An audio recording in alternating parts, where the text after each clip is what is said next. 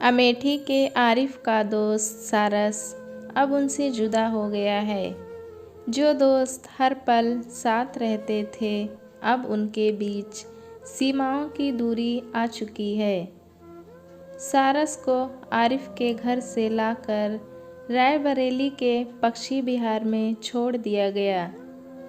अब आरिफ और सारस न साथ में खाएंगे, न साथ में घूमेंगे और न ही साथ में खेलेंगे। आरिफ कहते हैं, सारस को वन विभाग की गाड़ी पर रखते समय मेरे हाथ कांप गए। ऐसा लग रहा था कि मेरी ज़िंदगी का एक खूबसूरत हिस्सा ख़त्म हो रहा है।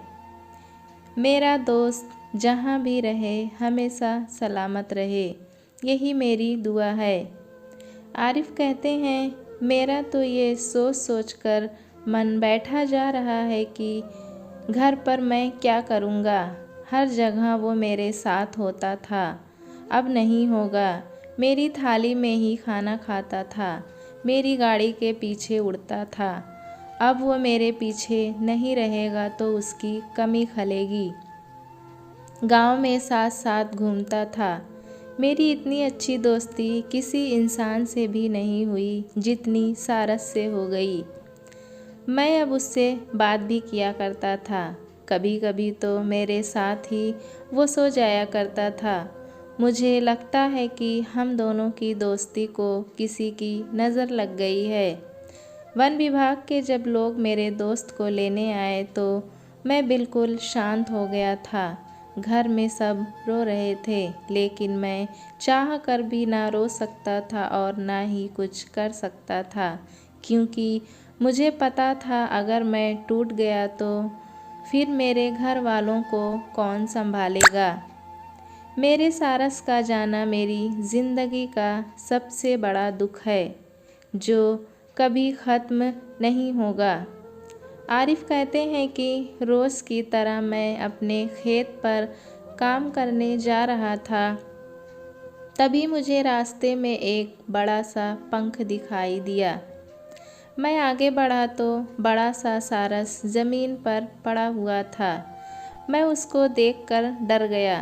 पहली बार सारस को सामने से देखा था। मुझे डर लग रहा था कि कहीं ये मुझे मार न दे। मैं कुछ देर वहीं पर खड़ा रहा, उसको लगातार देख रहा था। वो हिल भी नहीं पा रहा था। उसके पैर पर चोट लगी थी, खून निकल रहा था। किसी तरह हिम्मत करके मैं उसके पास गया, उसके ऊपर हाथ फेरा तो वो थोड़ा सा मेरी तरफ घूम गया। मैंने सारस को पानी पिलाया, उसके पैर पर दवा लगाकर पट्टी बांध दी। मैंने सारस को खेत पर किनारे लेटा दिया। कुछ देर बाद मैं खाना खाने जा रहा था।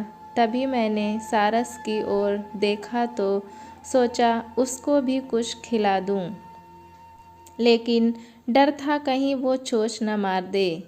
मैंने उसको दूर से रोटी फेंक कर दी तो जो उसने खा ली।